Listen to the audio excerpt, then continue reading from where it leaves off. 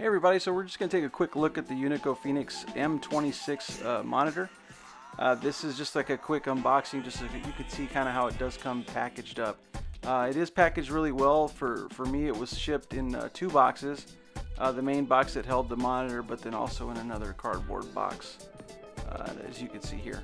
It's a plain box with just a simple black sticker with the Phoenix badging, and that's pretty much it. But inside, it's well insulated. It has a really thick foam that the monitor itself is sitting inside of.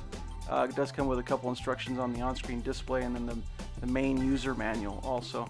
Cool thing I saw about the manual is in the very back, there's some color shots showing an MVS single slot board being hooked up to the monitor itself, so you can kind of see an example of how to hook it up to the monitor, which I thought was kind of cool. It does come with an AC adapter. And for me, it was just a little nitpick, but it did have like this foam insert on the top, like the cutout, but it didn't quite cover the entire screen. I would have liked for it to just cover the whole screen. It is protecting the screen, which is it's serving its purpose, but I just had an issue with it not covering the whole thing. It does have like a little some tabs on the top and the bottom where you should be taking the monitor out of, so that you're not handling the screen itself. You can just kind of lift it up from there. And so what I'm doing here is just kind of showing the bottom part of it, and that's kind of where the I/O is. But as you can see, there's a little cutout to let that box kind of sit in there nicely. Flipping or taking the cover off, and it does have like a little foam cover also. But the screen itself is kind of sitting in a bracket housing.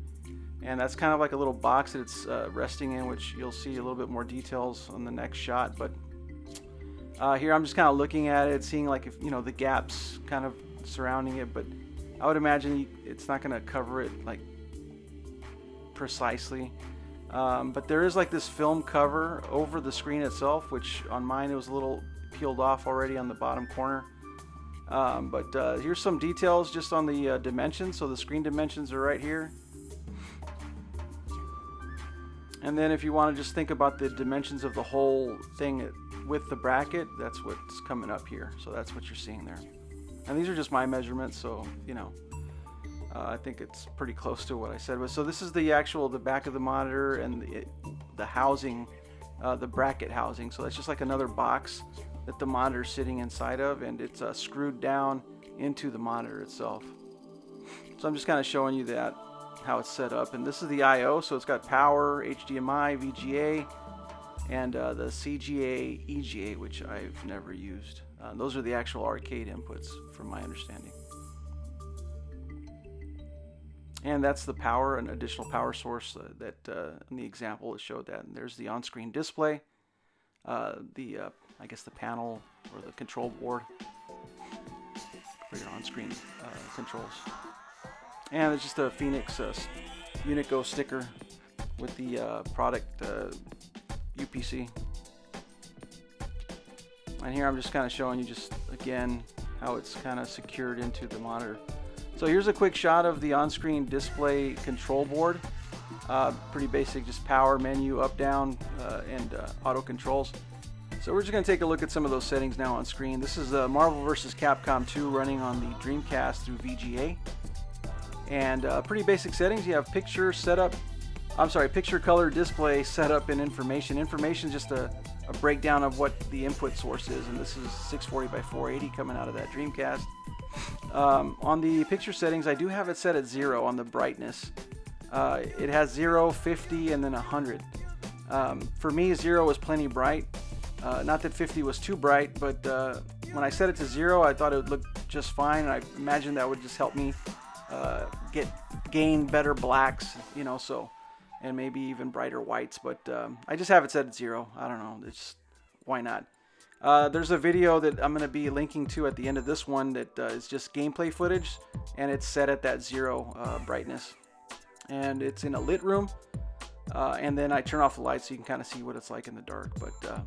But yeah, now I'm just kind of navigating through all the settings, and if it seems like I'm taking a while in any one particular setting, it's because I'm getting used to the board, that on-screen display control board.